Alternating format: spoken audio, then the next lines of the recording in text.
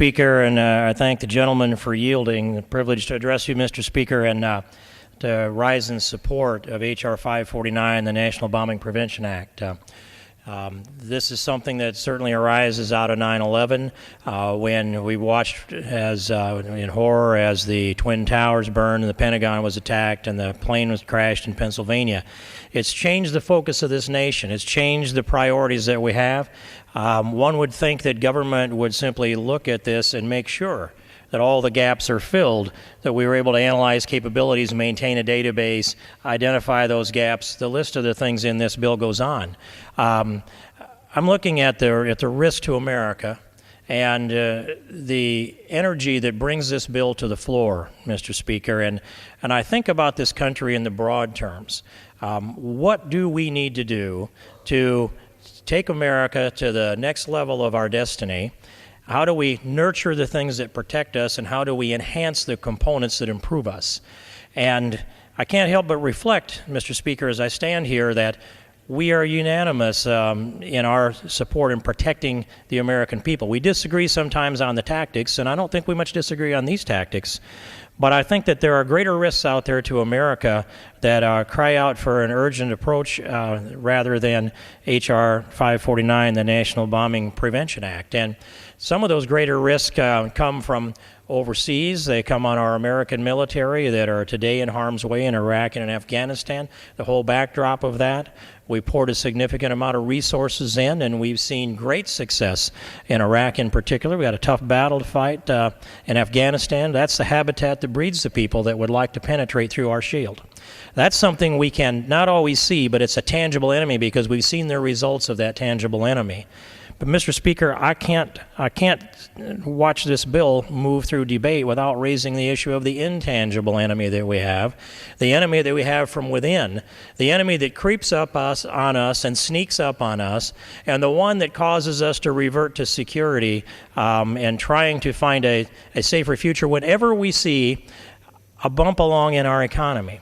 When we see the stock market take a dip, when we see some unemployment numbers go up, the first thing that happens is those who have been lying in wait for an economic disaster pounce upon that as an argument that the free markets are not the solution, that a managed economy is the solution.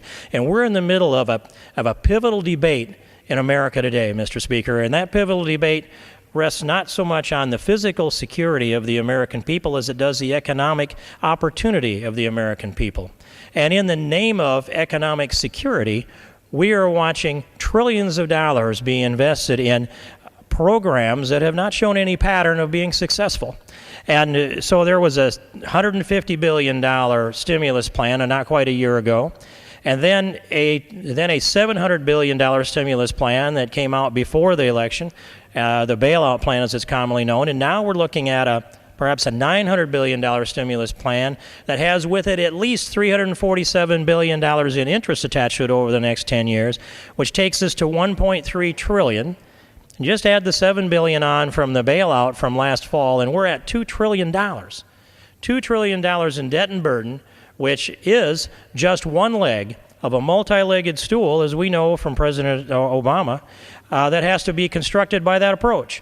And I will submit that as much as we'd like to provide for the safety and the security of the American people, and I will continue to support and work together hand in hand across the aisle on those issues, I do oppose the idea that government can spend money better than people can, and I oppose the idea that creating new government programs and spending trillions of dollars, and this one leg of the multi-legged stool is a $2 trillion leg, Mr. Speaker. How many more $1 trillion before we get all the legs built on this stool that may look like a centipede and our debt may look like it's insurmountable into the future? We've got to revert to the things that made this nation great, the foundations of the American exceptionalism, and those foundations have been, and if we're to have a future, will be the free markets, the free enterprise system, and our faith in those markets. And at some point, we have to look back at history and understand that no matter how deep we can dig into the old New Deal of the 30s, that the best that can be said for it was it may have slowed and diminished the depths to which we sunk during the Great Depression, but the trade-off was that it delayed the recovery. And now we're looking at a new New Deal that's coming that is multi-trillions of dollars that may or may not diminish the debts, but it will certainly delay the recovery. And so that's my greatest fear for America, Mr. Speaker, and I appreciate your attention. I'd yield back the balance of my time.